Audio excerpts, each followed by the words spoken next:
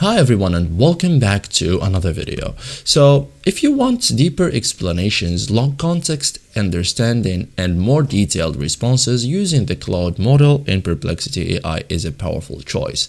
In this guide, I will show you step by step how to use Claude in Perplexity AI effectively. So first thing first, open Perplexity AI. So go to perplexity.ai or open the mobile app, log into your account and be ready to use Claude. Okay, so start a new query. So click search, open the inputs box. Okay, select the Claude model. So look for model selector like this one.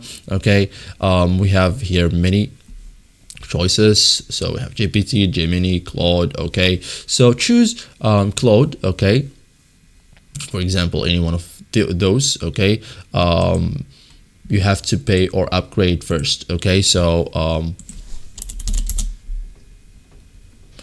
confirm selection. After that, enter your prompt. So for example, analyze this article in details, explain this concept step by step, or summarize this long PDF. So provide context if needed. Okay, so detail improves output. Submit your query. So send or click send. Okay, Claude will generate a response.